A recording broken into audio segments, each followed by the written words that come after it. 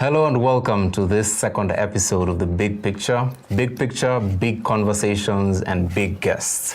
So, John Alanamu isn't with us today, but I promise you, we might be smaller, we might have not so shiny beards, but I promise you, you are younger and we are funnier. And no one's funnier on this panel than the lady to my right. Hey guys, I'm Justine, and I am so sorry that John Allen couldn't join us. He told us he's coming at 11:15 a.m. and right now it's 6 and we're still waiting. So just be patient, guys. Maybe he'll pop in the middle of us. Yeah, see, abandoned us. We're good guys. But yeah, I'm not as smart as the lady sat to my right. Abigail Aronga, she's a poet, author, writer, editor, and columnist. I used to read her. Stop. So, Abigail Aronga, welcome to the show. Thank you. I have big John Alanamu shoes to fill, apparently. I have no idea. Thanks for not putting pressure on me at all. You got here on time, so I did. you already filled those shoes. Vaseline I promise on, you. all the things. So, a lot of things have happened over the past week. And we're going to be discussing new things this week. We had the President State of the Nation address in Parliament. The whole deal with Adani. We still have women facing extreme violence in Kenya. And I'm even sad that that's a conversation where we're going to be having it here. And Kendrick dropped an album. He did. Kendrick! You can tell. I'm a huge fan. Me too. And Abigail, I'd like to ask you first a very weird question. I'm sorry this is the introduction to the show. Okay. Just brace yourself, Okay. Here goes nothing. All right.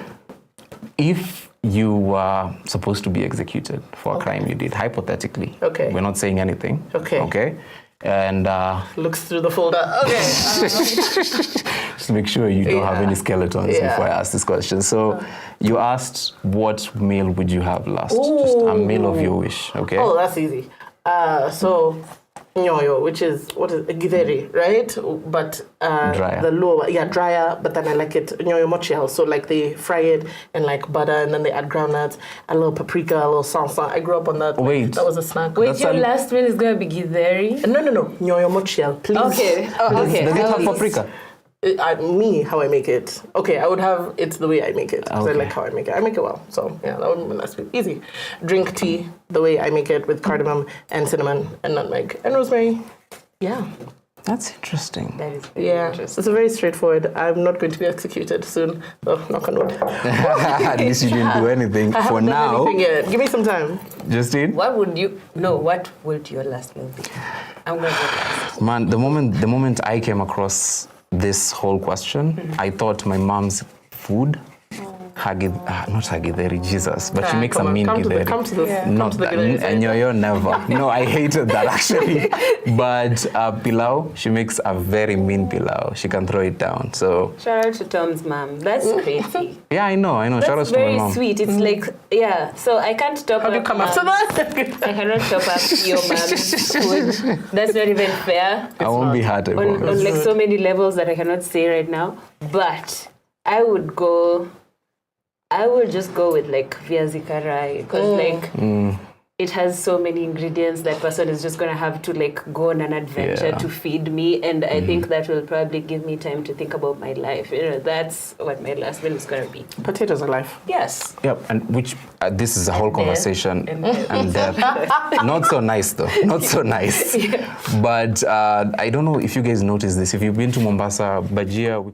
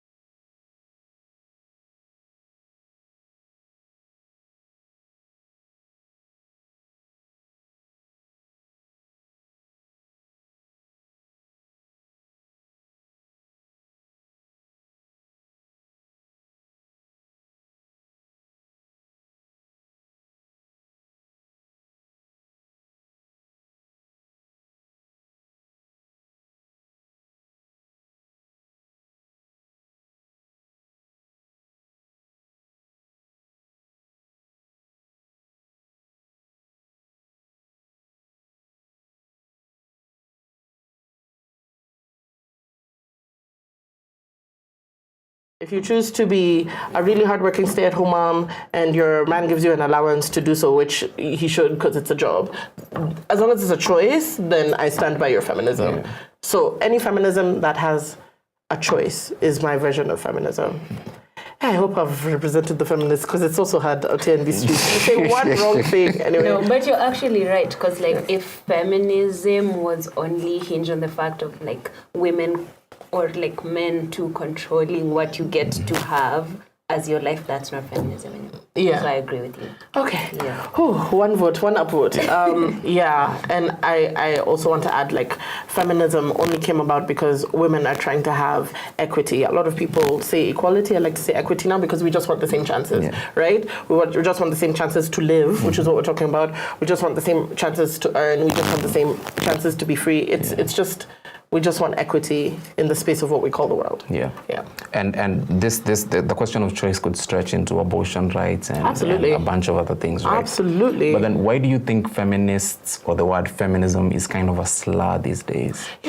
I don't know. And I don't know if I don't know because I'm inside, right? Mm-hmm. Maybe I can't really explain it because I mean, if you ask me if I'm a feminism, I'll say yes. Yeah. Not because I'm burning my bra, right? But just because that's an image that's really aligned to feminism.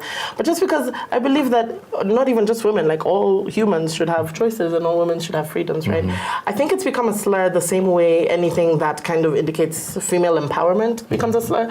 Slay queens didn't start out as an insult, right? Yeah. Slay queens were just boss babes who had their, ish together, and then it turned into you're a gold digger. And the people who always say gold digger are the ones who have no gold. I just want to clarify. They're always the loudest. Yeah, just to put that out there. Just to put that out there. But a lot of things start out as something that makes sense, and then it's kind of twisted and morphed because it's just about women not wanting to play by the rules that society has set them. Anyone who does that is automatically declared a feminist or woke or a spinster or a bra banner. There's a long line. It's just one in a long line of slurs. Yeah, and Justine, what does feminism mean to you as Justine Wanda? I'm just first of all, shout out to all the women because I think it's really difficult navigating womanhood and to get to have a choice, to get to be free, to live the life that you want, to live a life that you could kind of accord your children the same kind of freedoms to. I think feminism allows for that to surface in however expression. The expression, yes. Whatever expression that looks like, that is feminism. But it's usually misconstrued to mean that women's rights are above everyone else's rights, which is a little crazy because women are not even getting paid the same. Most of the times you find out your colleague is earning more money and you have to wait. You're actually shocked. Yeah. So this is, I actually don't, I'll just go into the whole subversion of the names or subversion of the definition of a word. Yeah. It happened to the word woke. It happens to the word feminism. It's happened to so many words, and it's gotten to a point where the people who are your ops get to decide what it is, and then they don't want to define it by the terms that it actually means. Yes. It's lazy. It's lazy. It's lazy thinking, right? We haven't touched on femicide as a problem. We're getting there. But then we're getting there, right? Yeah. So we'd like to run a trailer. We are tentatively calling it the Kware story, which is around the murder of around, I think the claim by police was 42 women were murdered by a single man, Collins Jumaisi, a whole different topic that we'll discuss. But then we have a documentary by Raquel Muigai, and here's the trailer.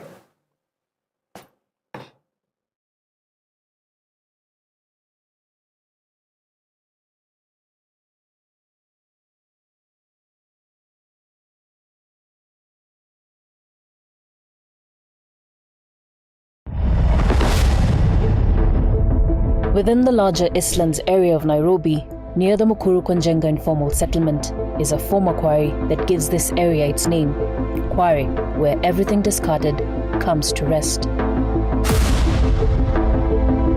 So far, at least 6 bodies have been retrieved from the pit. This place isn't just a dump site. it is a graveyard of secrets. And now we focus on a rather peculiar dream that is believed to have been the genesis of the discovery of dozens of bodies which were found dumped at a quarry in Pipeline, Nairobi. When local diver Charles Wambua agreed to help a woman who said she'd had a vision of her missing sister dumped at the Kware dump site, he had no idea just how many bodies he will be pulling from its depths. Kwa upande yangu nafanyanga hii shughuli. Si mara ya kwanza napenda kutoa watu hapa. Lakini serikali haijawahi shughulika. Paradoxically, the Kware police post is situated just 100 meters from where the bodies were found. In any given situation, such as the Kware situation, you would expect to see there a team of experts, divers, people who are used to investigating forensics and others. 2 days after the retrieval exercise began, the then Acting Inspector General of Police, Douglas Kanja, issued the first official statement. On July 12, 2024, the National Police Service launched investigations into the suspected murder cases following the recovery of 6 bodies at a quarry within Mukuru, Kwajega. As the weeks drift into months, the Kware families continue to wait. In this quiet limbo, the case of the Kware murders grows colder with every passing day, with the full truth and closure just out of reach for now.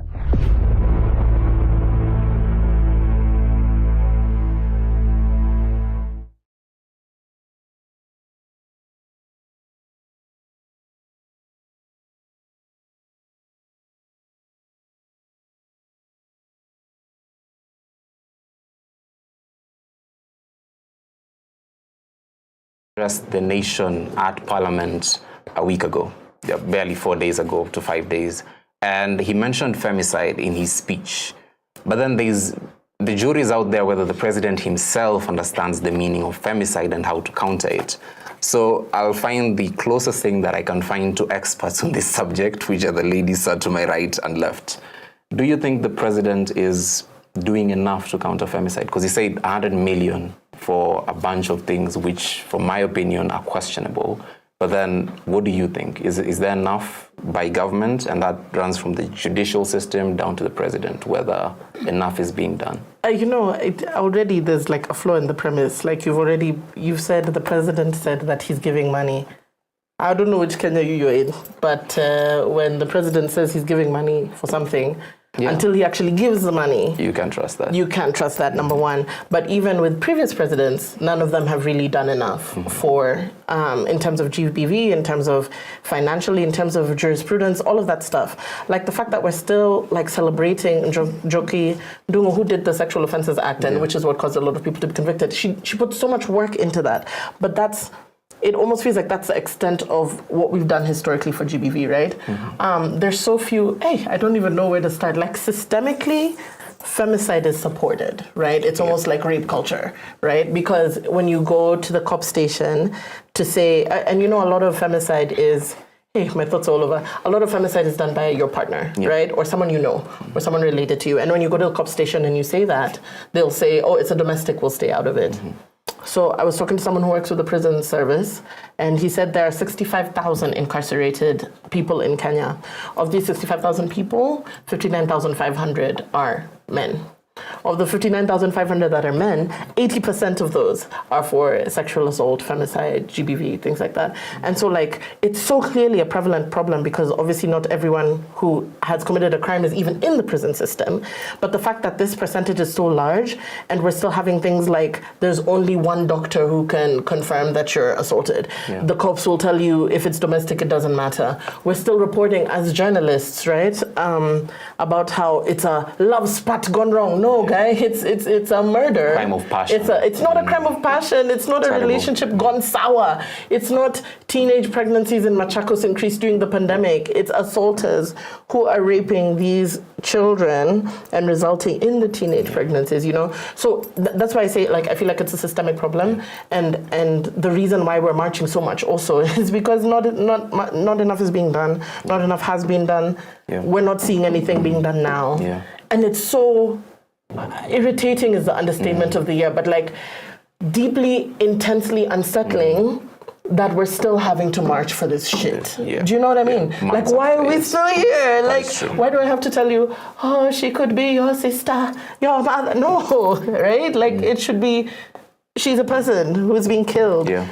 At a large extent. Why are we not more concerned? Absolutely. That's true. And that's a very sober take because we like to apologize for whoever committed the crime. Yeah. Mostly it's a man, and you're right. Justine. Yeah. It's not all men. Sorry. It's not all men. It's not all men, Yeah. but it's always a man. It's mostly a man, right? Justine, do you think that there are enough policies to address femicide, and what does it look like from your perspective? First of all, it's just so hard to even just be out here when stories like this are happening, because sometimes you forget you're a woman and like your life could end at any moment. And I think this happens so much where some people think it's okay for that to happen. So I'll give an instance of this story I was reading. This lady, I think she was murdered by her boyfriend, but the issue was not about her being murdered. It became that she used the money that her boyfriend had to do something else. And I'm like, that's not an excuse. You could always get your money back, but the moment you take someone's life, you've already, it's what is it called? Like judge, jury, executioner. You've taken that role. You're not trying to get your money back. You're exerting your power over someone. And that conversation is lost all the time. And then I saw this conversation where people were like, we should invest all our resources into training women to fight back. And I'm like, I did not sign up to be Rambo when I came into the world so that I could be safe from any kind of violence. You're usually kind of hoping that the people around you care about you as a person. Yes. Even if they don't really invest anything into your safety, like they wouldn't want to murder you. But like it's not just you might not even leave your house if you have a boyfriend, if you have a husband, because of how it's seen as domestic. Now imagine going out into the world and like a stranger feels like they're entitled like that to your body and to your life. It's absolutely scary. That is true. So we do not have enough policies, because even the conversations themselves are not about the crime. The conversations are repeatedly about what did she do? What did she do to deserve it? Yes, it's about that. And whenever you bring up that subject, people want to fight you. They're like, you're talking about the wrong thing. What about men who are being murdered? Are they being targeted because they're men? If that's also true, then we have a whole different problem we're looking at. But women are targeted in a very specific way, repeatedly. So to end femicide, we have to look at that and how we can remedy that inside society, like policy-wise, to protect from children all the way to, because like it's not just women in marriages, it's everyone. It's everyone, it's every woman out there. And it's so unfortunate that the discussions about what did the woman do or why did this woman get herself into this situation runs up to the highest office. Because even when he was, the president was setting aside this supposed 100 million, he spoke about women being taught how to exist in spaces that are safe, which is besides the entire point. Absolutely. Good discussion, guys. Let's move on swiftly to the next subject, Okiya Omtata's presidential bid. Oh, spicy. Yeah, from grim to something a bit better. No, I mean, if the guy can change policies for women, I'm inside. Yeah. That's all you need from him. Not all I need. It's a big chunk. It would be a chunk. Yeah, for sure. So it's right along the line because we're talking about policy change, right? Yeah. But is he doing that at the moment? Is he appealing to people like you and I? What are people like you and I? Because I would want better economic policies. I'd want women's rights addressed. I would want somebody who would take the bull by its horns and not speak in churches to sound very pious. I will say this. What you just said, like economic policy is important. Yeah. But I do not want to ever see a presidential candidate on TV or on TikTok. Like, stay in your office. You have a job. What are you doing TikToks for? Actually, get ready with me. Hey! No, bro. Oh, man. For reference, we're speaking about the president's State House's TikTok account. I frankly thought it was a fake account. I thought it was a parody. Me too, until I saw actual footage. Like, there's no way, you guys. Yeah, there's absolutely no way that this is happening, but then it is happening. Yeah. So what do you want, Justine? Not Honestly, on TikTok?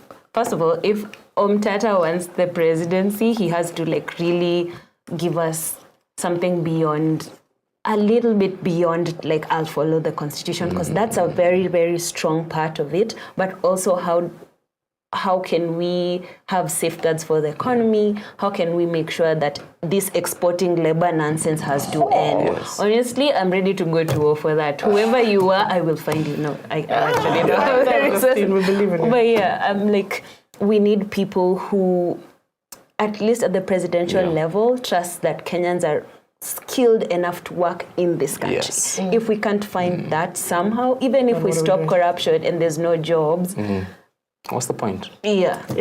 And also, that's a very good point you raised there, because he has to appeal to whoever he wants to vote for him, right? But then there's a deeper question of his popularity to the grassroots level. Yes. Because that's ultimately what wins people elections, right? That's huge. Yeah. I think we also often have this conversation in a way that suggests that you can't vote properly in this country because you don't have enough option. So for that alone, I'm happy with Okiya Omtata, right? Like, he's a candidate who has a track record, and we keep talking about on Twitter about how this, on X, about how this should not be a valid thing. It can't just be that you have a track record, because I don't know if you remember, Sakaja also used the same track record thing when he was like, I've passed 4 bills in parliament. Look at us now. Yeah. But I think it's unfortunate that the bar is so low that now a presidential pitch is, I will follow the constitution. Dude, that's like requirement as in the JD at the top. You know, that should be it. But like, that's where we are, because the people who are in power have not followed the constitution. Gachagwa's thing was a joke. I don't have an opinion about the guy, but like, that was hella unconstitutional. Our parliament is unconstitutional. CJ Maraga said this all the time. Like, there's so many unconstitutional things that are happening that this is actually a pitch. It's ridiculous. I'm into seeing what Okiya is going to do with this sudden announcement. I'm going to follow it, like, cool. And if there's someone else I can vote for other than the option that we're given, I'm happy to do it. I just think, like, one of the biggest flaws of democracy, right, is that you need many people to do it with you. And it's so unfortunate, because I remember when Boniface Mwangi was running and I was going to vote for him, and he was standing for all the things that we want him to stand for. This guy was still fourth, you guys. Not even a gap. I'm like, you guys don't want someone plausible to vote for. Y'all don't care. It feels very lonely. It feels like that fight for women again. It just feels lonely. It feels like, are you the only person who doesn't want Kenya to crumble? It's a weird fight. It's a weird conversation to have. Yeah, and I always like to say this. I think the thing with us Kenyans is the politics we want and the politicians we want. And the things that we actually go for are worlds apart. Yes. We want people with big pockets. I mean, just look at the conversation around Okiya's bid so far. It's about big pockets. It's about someone who has a business deals acumen. I don't know what that is even. But just skewed qualities that we want on politicians, and we want clean people who describe as clean, to dirty themselves to please us, just to... We judge Instagram influencers more than we judge our politicians. Yeah. Yes. Because we have access to them. Like, usually I feel like the president people feel like the president is so out of their reach. So the moment he humbles himself into a wheelbarrow and wheels himself into your neighborhood, it's like, oh, he's so humble. I will punch you in the face. Honestly, that is not a humble person. Track them down. Where do they get that wheelbarrow? Yeah. Oh, like, that's a good question. Yeah, it's like, what are we doing here? And honestly, we also have a very weird conversation about the average voter and how bribable they are. Those people are getting bribed because a lot of people have not been able to remove themselves from poverty. If I give you money, most of the time you don't have where you're getting that money from after the fact. So your poverty is creating a cycle where you become dependent on the person who's giving you money. And there's an illusion that that person is going to change your life. And instead of having the poverty conversation, it goes to, oh, you are low IQ individuals, man. Stop it. But to throw the span into the works here, to be very unpopular. Okay. Our politicians are often a reflection of who we are. Let's just be honest with ourselves, right? As Kenyans. Those people who lined up to get 200 bob from an MP, is it an MP or a senator? A few days ago? They all do that. A few days ago, okay. Those people are people like you and I, Justine and Abigail. Those are guys like us who are doing that. They are a reflection of who we are. They're and not ultimately, They're not like us. we're getting straight into the Kendrick conversation. I want to combat that. Yeah. Karate it away. I think that it's fair to say that a lot of politicians are representative of the public. But I think it's also important to point out that those are also systemic issues, the way Justin was saying. And also, yes, 50% of people voted for the guy in charge now, but there was also another side who didn't, right? Like even in Trump, right? Yeah. Not all the white women, yes, but like it was 50% of people who voted for Trump, and there was another, even in the last election, it was split evenly down the middle. I think it's important to recognize that even the voting public in Kenya is 14 million people, right? And of the voting public, half of those voted for this. So it's basically 7 or so million of us who are voting for this guy. That cannot mean that everyone agrees with this. Yeah. But even if you don't or you do agree with it, everyone is going to suffer. So I need you all to pick a side, actually. Yes. Yeah. So yes, I hope that Okiya as a candidate, Senator Okiya, I think he's a senator for Busia. Yes. I think he needs to put out his policies, just put his stand clearly on many things that could appeal to women, and not. I use the word appeal here sparingly because appealing isn't genuine. Policies that he's offering that align with our values as Kenyans. Are we saying that's how Kenyans vote? Like the guy puts out a manifesto and then we read and we're like, oh, that's not how we vote, sadly. So what's the point of him putting, what's the point of him putting out policies? One. Yeah, if like he's written a whole manifesto, he's chosen Hanifa, woo, shout out to Hanifa. But like, what is... I forgot to add, like, representation is one thing, but at the same time, we also need goodwill. Because a lot of people who are getting into power again and again, like, they're just like pretending almost. Yeah. It's like, I don't have a seat at the table, and then suddenly I have a seat at the table, I don't know you people anymore. Yeah. That's what keeps happening. Yeah. And I don't know what the solution is to that, but people have to figure a way to stop that. Yeah. Do you feel like a lot of that is systemic as well? You know how like if you have the majority party, like even if you put a bill forward, if not, because democracy is kind of a failed system, if a lot of people don't support you, even if you were trying to be that one guy, how is it going to work if you don't have many people on your side? Behind you. But some people have proven again and again to be able to stand up for the right thing. Love it. So I think if one person can do it, you can find it in your corrupt heart to do it too. Okay, guys, let's move on to the next topic. But absolutely, I think all our politicians, I still stand by that. Our politicians are a reflection of us. If we do better, 100% our politicians will be different people at the top. So quickly, let's move to the next topic.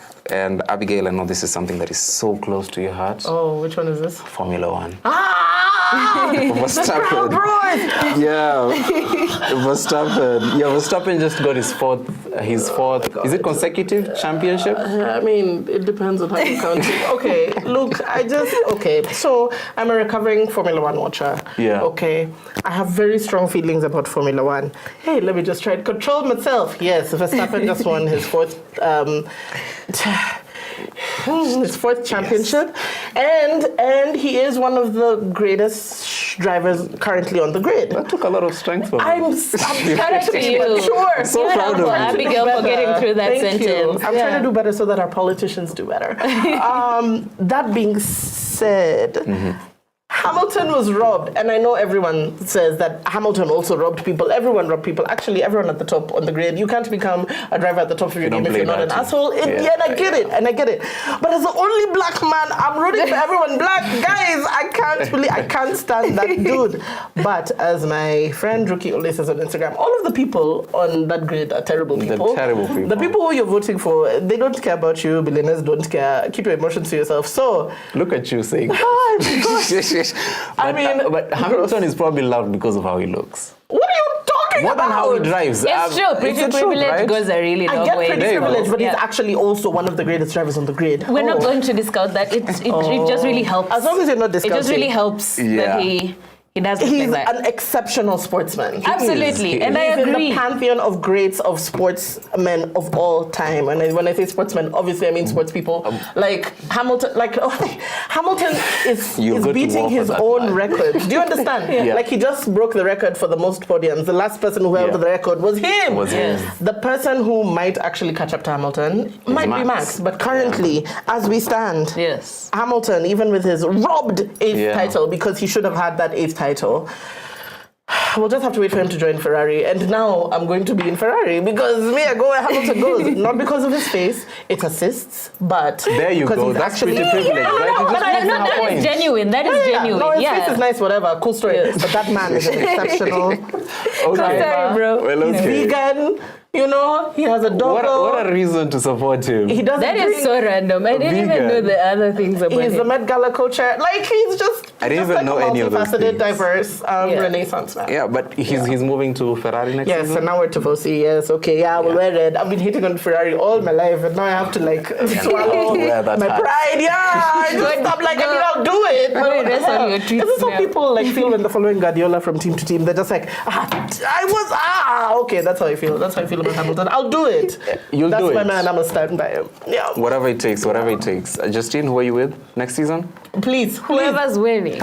No, that's the You sound wrong like a thing. Man U person. That I'm is so right. disappointed. I'm No, not why a Man U fan. What do you That mean? explains it. No, Manu folks are nice. No, Manu folks are No, nice. What those do you things mean? for whoever's winning. No loyalty. No, not like I am Arsenal. not like for whoever's winning. I don't You watch just said Formula One, so I was like so excited Are you a to see City supporter? you like lose your mind about it. Like, it's really- And this is in a controlled environment. You're not a City I am a supporter. Manchester United supporter. Oh, I there you go. don't So talk about sorry. football. I haven't watched it. I haven't watched it for 2 seasons, and I'm okay with where I am. I have moved on to women's football, which is way Oh, that's nicer. great. They're killing it. I support everyone, which is kind of a problem. So it's we're getting there. Oh, guys, I love my grappa now. I hate to cut this conversation short. You Sorry. guys are having the time of your lives. Women in sports, women in male fields. Women in male-dominated fields, right? Let's move on to a much grimmer subject again. I keep taking you guys like up and down, but poleni. So Adani, I don't need to say anything. I don't need to say anything else. Adani. What are those group. tomatoes? You had tomatoes. Yeah, I had tomatoes. Just pull them from I there. wasted them on like that. On her take. Yeah. See how my new people talk. Yes, you're outnumbered, Abigail. So Adani, the Adani Group. Yep. Huge conglomerate, right? Comes to Kenya, makes a privately proposed bill, and people label it as taking critical infrastructure. That's JKIA. True. Biggest airport you have in Kenya. Probably even the biggest in East Africa, right? Yes. Or Eastern It Africa. is bigger than the Julius Is it bigger Nyerere. than the Tanzanian one? The Julius Nyerere International? Yeah, not sure. JNIA. Very original, yes. It's a very pretty airport. So one of these J Club airports was supposed to be taken by an Indian conglomerate. And the president in his State of the Nation address just called off all these deals. And we are a bit unsure if it's all of them because there's 3. There was the JKA deal, there was the Ketraco deal, and then there was the insurance system deal, right? And the Ketraco one was 95 billion shillings. That's a huge amount of money. But all this came crumbling down because of a $200 million case that they have in the US.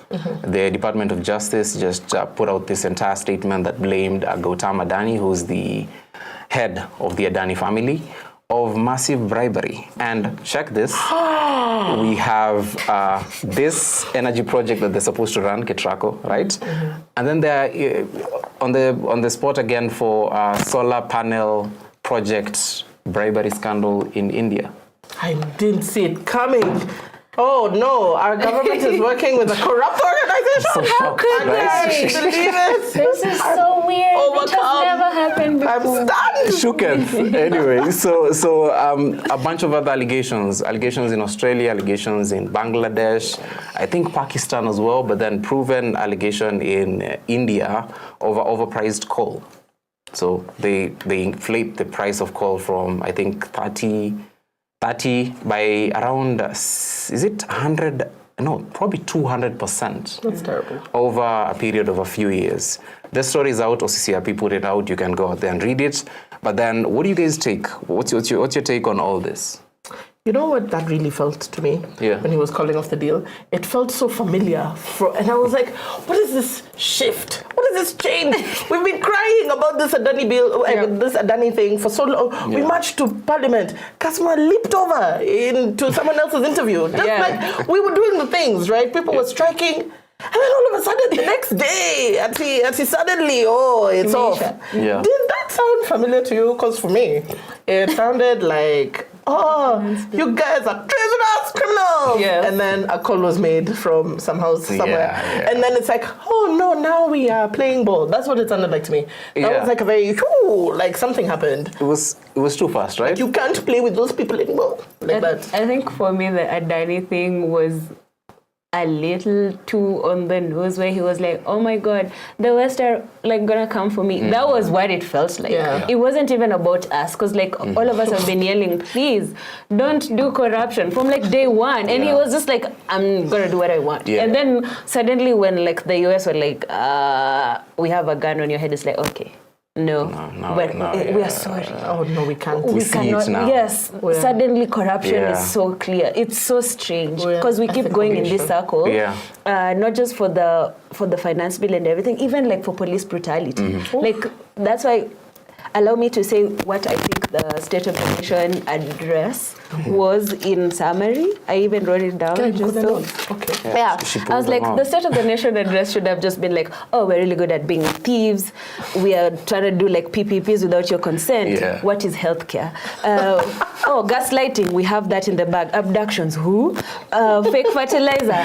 Fake fertilizer. And then it's like, okay, we're going to shoot people. No, we're not shooting people. Police brutality is bad. And then, we abandoned flood victims, but don't worry, Sakaji is going to bring boats. That's what the State of the Nation address was. Nothing solid, that would have been like so, refreshing. I'd be like, that guy is onto something. If he had said what he just said. But he was like, I'm going to give you some half-truths and alternative facts. Come on.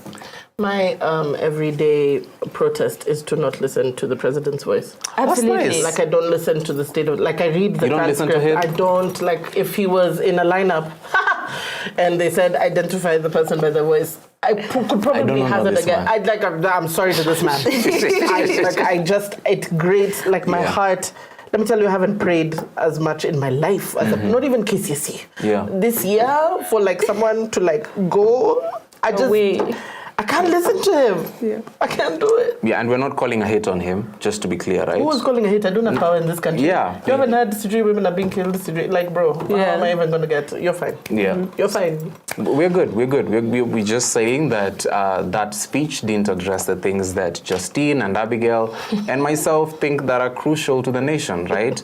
A bunch of things that were said, frankly, and most Kenyans, I think, would agree that don't really address the core values of being Kenyan. They don't address the what should I call it, the abuse of the constitution over the past few months. They don't address the corruption that we've been seeing, albeit strong the speech was, although it was very strong and had a lot of huge words. Like, I dedicate myself. Words? Like what words? Huge words, like extrajudicial? Yeah, something like extrajudicial. I got the bingo. words like in conviction, I will fight corruption. Well, those words stand in the dictionary, but the jury's out there. Could go one way, I think. So we're not sure what that meant. That's what everyone's trying to say. And yes, Kenya is still Kenya, but many people would argue worse than it was a year ago. Now, from that subject that you guys are really angry about, I'll take you on a high again. I hope you like it, but Kendrick. It's like a Nairobi relationship. Just like a Nairobi relationship. Highs and lows. This is a talking stage that succeeded. Yes, we made it so far. Congratulations to Clap for yourself. So proud of us, guys. So Kendrick Lamar just dropped his album, right? A surprise drop. I'll start with the person who's most passionate about this on this table. She knows herself. Justine, please. First of all, I'd like to say thank you so much, Kendrick Lamar, for making the rest of my holiday season really good. I cannot wait to see what the Super Bowl, all the NFL players are kind of sus. Yes. But honestly, 10 out of 10. You like it? It's so You've already listened to it? You haven't? 8 times. Not even a song? I did that also. That's not convincing. I don't what I was think doing someone's before I lying here. actually got here. Someone's lying here. Big Someone's words, big lying words. here. That is true. Big words in the album. Yeah. But, Abigail, Yes. I think that's your assignment for the night. You need to listen to that album. You know, okay, just to be clear, Yeah. Justine, you see how me when I said Hamilton, what you were supposed to do was, Yeah. I love Hamilton. Yeah. I love Kendrick. That's not the problem here. Yeah. It's not even a problem. Hey, dicey. Yeah, it's what's not a your tongue? problem. What's your tongue? I love hip hop. Yeah. I have a bit of a backlog because I dwell in the hip hop of my forefathers. I listen to like old Tupac. hip hop, so I haven't. Yes, actually, Tupac is the reason I got a nose ring. It's a long story, but I just haven't given him a chance. But I'm sure I like him. I love what he's doing for the culture. Drake is nonsense. Drake We is agree. nonsense. I don't agree. understand We I don't agree. even understand the argument where Lil Wayne was supposed to be. I'm like, guys, get over this. It's Kendrick. I don't understand. In fact, for him to Yeah. hate on Drake on such a public stage, that's the peak. If I aspire to be the level of hateration. So you're a seasoned Drake hater. I'm a seasoned hater, and I Oh. respect other people's game. And he's the king of, like, Yeah. if there were awards in 2024 of who is a great, that's him. I agree. He gave us so many placards. Do you remember, like, during the protests for June 25? Not like us. Not like us. Yeah. I'm the biggest hater. I'm the biggest And the hater. biggest hater is like my favorite thing. 'cause Iconic. I just didn't know it then, but like Kendrick inspired so much hate in me. I don't think I've ever like dipped into my soul to like find hatred, and now Yeah. I wear it on my face so bravely. Exactly. I wake up every day with hate in my heart because Kendrick says. Yeah. He inspires hate in He's all an of icon. us. He's Yeah. a So, movement. yeah, He's shout the out to man, him. the legend, the myth. If you haven't listened to GNX, it's out now. If you're like Abigail, And I please knew that tap was what in. the album was called. Obviously. It's so easy to get it. GNX. GNX. Yeah. See, I know what that stands for too. I'm gonna ask what's your favorite song on the album? Justine, we have 5 minutes. Yeah, because Tom has listened to the album, and we need to judge him accordingly. I like Reincarnation because it samples Park. Yes. I think you should listen to the song. You'd love it. Yes. And I love all of them, Justine. you're defending yourself so fiercely, Abigail. I'm starting to pick doubt one? myself. How can you pick one song? All of it is amazing. All of it is amazing, exactly. I was exactly going to say I love the whole album. Yeah. But honestly, Yeah. Man at the Garden. Is it Man at the Garden? Yeah. I'm probably messing That's this all. up. It's Man at the Garden, Gloria, and then the Hard Part 6. Those are my top 3 at the moment. Oh, the Half-Past 6 is good Man too. at the Garden has a sample that I like. I don't know anything about this album, you guys, but I know that it She's has not a saying the sample. truth. No, It because doesn't have a no, I promise, because I'm on Twitter half my life. Yes. But there's a sample that they were playing side by side with Man at the Garden that Yeah. I like. Okay. That's there. That's actually true. Yeah. That's Thank actually you. true. Yeah, that's true, And do you Abigail. know the song? Do you know what it's homage to? Please tell us Tell what us, the please. sample is. It's One Mic by Nas. Yes. The slow flow. those are my guys. I was Okay. gonna let She's you. right, I was gonna let you have that Thank you. moment Oh, instead of 'cause being you like, knew. I know. Yeah. Okay. Abigail has vindicated herself. Yes. Clap for Abigail, Shout out guys. to Abigail. But yeah, let's move on to something else. Like Odipo Dev just put out a report in collaboration with Uncensored. It looks at the peak protests in June, and how the movement went onwards. So, guys, the funny thing about this whole protest is you see how traditionally we've always seen Citizen and Nation and all these legacy media, including Uncensored, you could say, putting out things that then run movements, like putting out news, and then the whole movement coalesces around it. This time it was different. This time it wasn't a Citizen or a Nation or a Standard. It was Nairobi Gossip Club. I drew a huge breath because that's the space that a lot of media is going to occupy over the next 10 years, Yeah. including legacy media as well. If That's they the get it together. Yes. Nation Media Group. Absolutely. That's the place Uncensored occupies, digital media.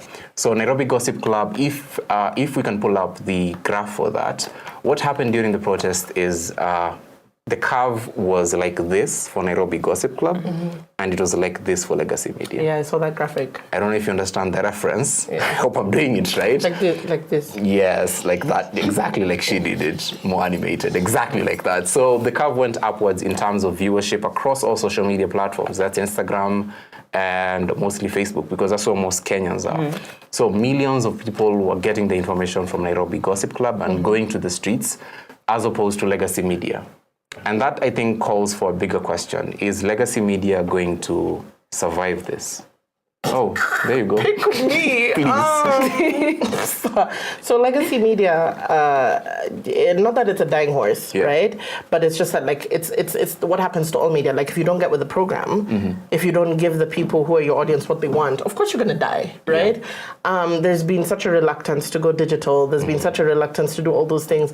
Meanwhile, the people in your news stations are going on Twitter for X for trending topics to come talk about in the news. Like obviously there's a gap that people are refusing to leap over, which Nairobi Gossip Club is filling, because obviously tunapenda mshare. Like if I can get credible news from the guys who give me the tabloids also, of course that's who I'm going to be listening to.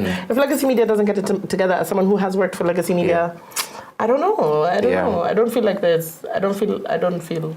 What do you think? Yeah, but then news moves the needle a lot. Yes, we set the agenda. Right? We set the agenda. Yes. But like, do they even know the agenda? Because I see them trying to do it nowadays. Like they do little. NTV did an amazing thing. I don't know if you guys saw, where the speech about dairy production. Do you remember? And then they were like, "Oh, this is the and then they did a fact check. Yes. And then the spokesperson said, "No, that is actually not true." And then they were like, "Excuse me, we have a fact checking agency. We fact checked your fact check." And actually, it is not facts. Everyone is fact checking. It was amazing. So I love that. But I was like, ain't nobody gonna read all that. Free Palestine. That was my reaction.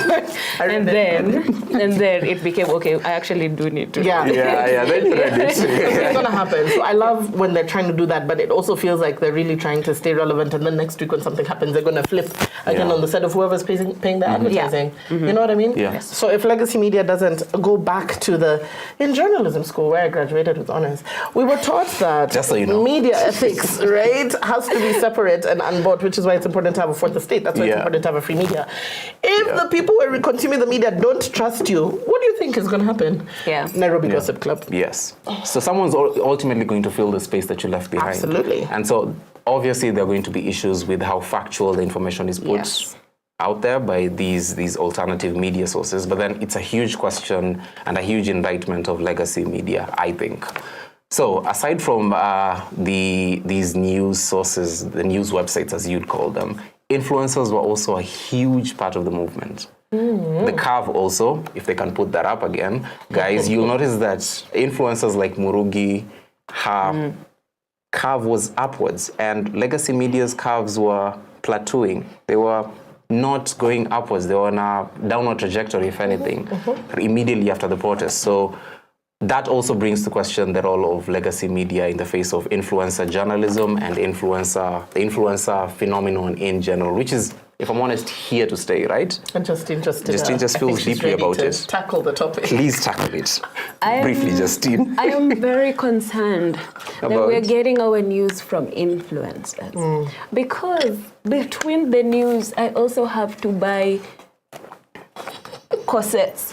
It's a very dicey thing to do. Like, I love watching people's Instagram stories. It's actually my whole thing. But then I stopped myself and asked myself, is this how I want to consume the news? And then when I go to a legacy media website, all the news is behind a paywall. So I'm like, okay, how can I fact check this? Do I need to call someone on the ground? Sina credit. It's just like a cycle that doesn't end. So for me, I feel like legacy media will probably not die because they have the resources to fact check. But the problem is with social media, news moves faster, even if it's false. So by the time you counter that, it's all gone. And I work in the fake journalism space. Shout out to me. It's amazing. So working in this particular space kind of gives me pause because like I have to keep checking. Am I telling the right thing? Am I telling the real story? Because the moment I put it out, my counter of like, oh guys, the story was incomplete might not reach the same audience. That's true. So I try to be careful, you guys. I try to be better than most people. I try not to put corsets between my Instagram stories, which I could. If not selling things between I'm trying to be a better fake journalist. Even advertise like some backward alley liposuction place. You guys, if you're gonna give me money, I probably might do it. You don't know. But anyway, guys, we need to end the show now in a bit. But then before we do that, let's get to Besigye. Okiya Besigye, who's an opposition politician in Uganda, was sadly abducted in Kenya on the 16th of November. That was just how many days ago? Around 9 days ago. And then 3-4 days later, he shows up at a court in a military camp in Uganda.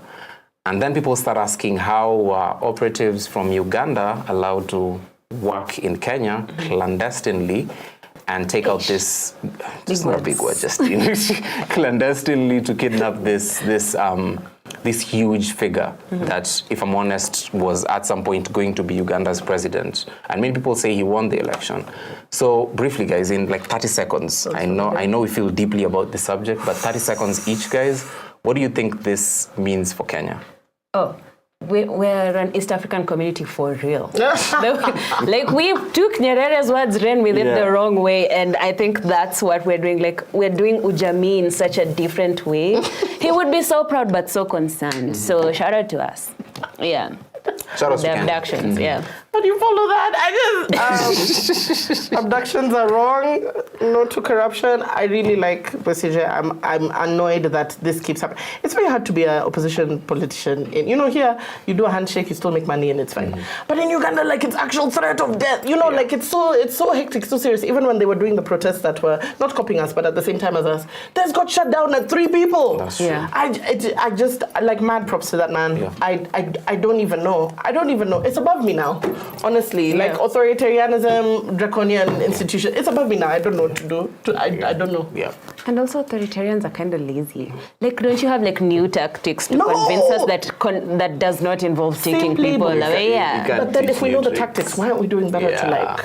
That's what I'm saying. That's We're such a lazy people. We're just like, oh my God, they're taking us. That's a bigger question. That's a bigger question. No, that's actually not true. Abductions are bad and they should end. Even the fake ones. Stop doing fake abductions. Yeah. Yes, don't fake abduct your own Just stop people, abductions man. in general, Yeah. right? Just stop abductions. Do what you can to stop abductions. Yeah. But then at the same time, this guy was abducted in Kenya, and it was a whole collaboration. It's not the first time. Turkish guy, a Turkish guy. It was a proper collaboration. The Turkish refugee was also taken back to Turkey. His life is at risk. But then that's a discussion that we'll have, I think, as we go on, because this is Kenya. So I'd like to get you up to date with something that I think you should care about, something that you should be involved in, Abigail. It's called the Election Amendment Bill 2024.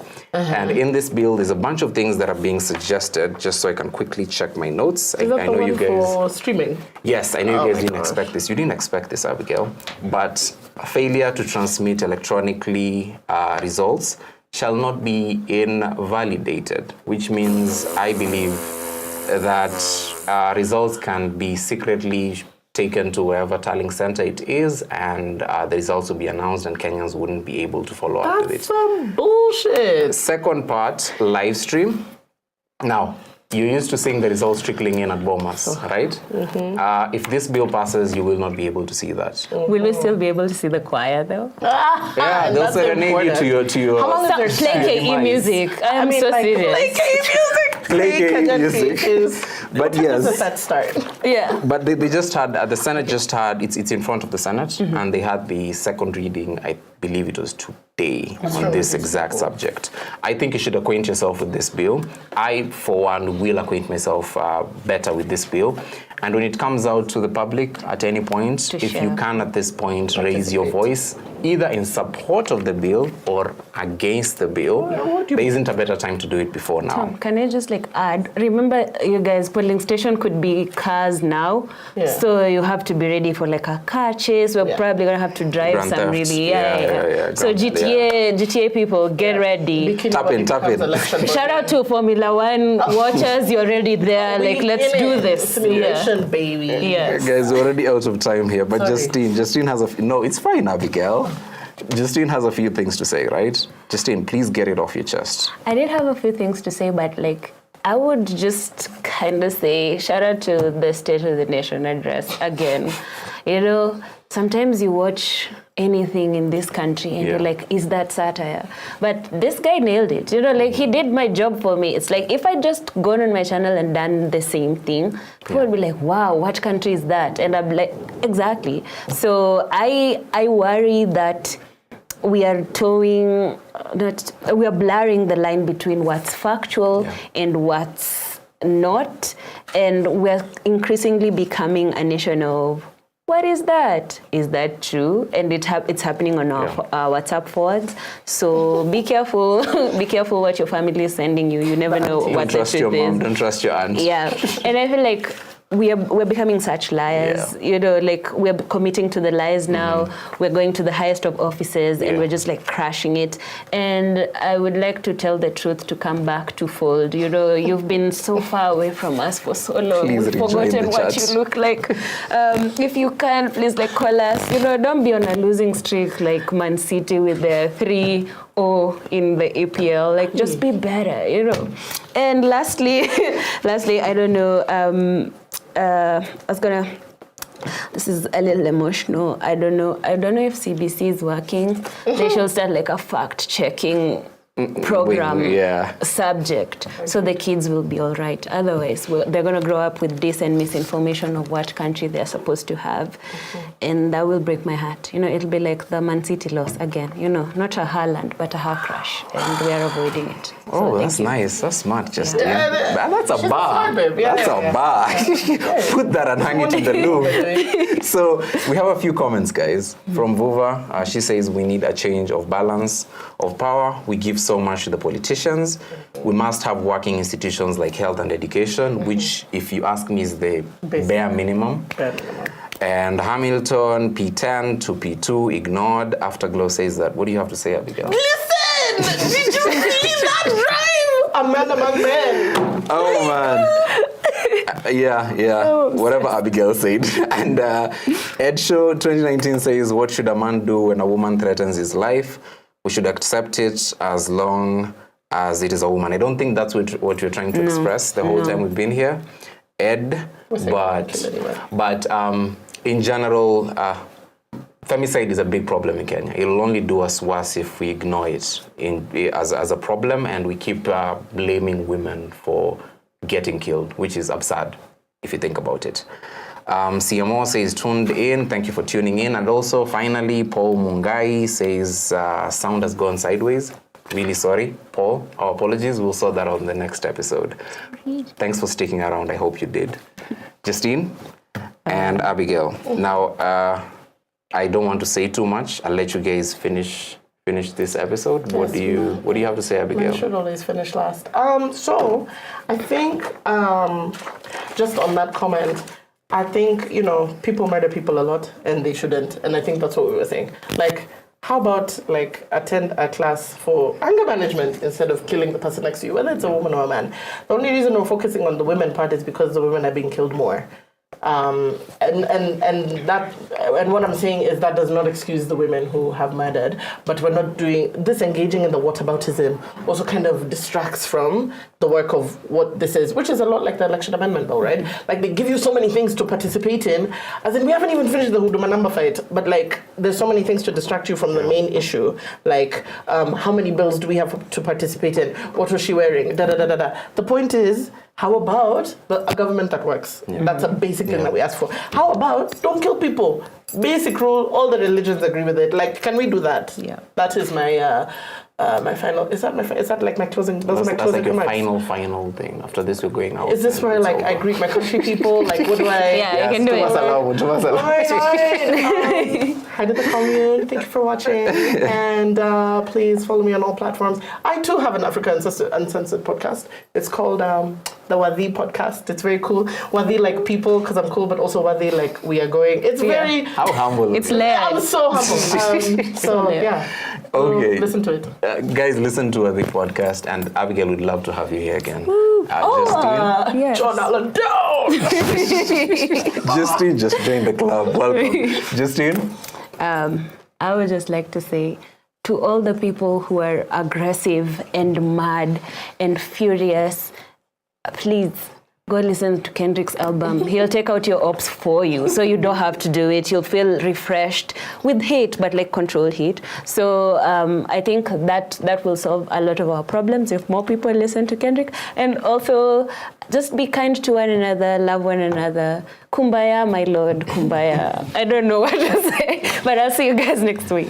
Yeah, and just to put that out there before this episode goes off, the green was purely coincidental. Yes. We just pulled up in green, all of us. I don't know if you're going to war or something, but Thinking money. what can we say? Come Just the with synergy baby. here. But thank you guys for watching. And there's an interview that John Alanamu did with Nelson Amenya, who's the whistleblower on this whole Adani situation. I think you should check it out. And a bunch of other new, proper journalism content is going to be coming out on the African Censored YouTube and Twitter and Facebook, even LinkedIn and TikTok these days. You can follow us everywhere, guys. We'll keep you updated on anything that happens, and we'll give you fresh content that you probably will not see anywhere in Africa. So thank you for watching this whole episode, for keeping up with our noise and our opinions, which are good, by the way. Thank you for watching this whole time. Catch you in the next big picture. Have a good night. Peace.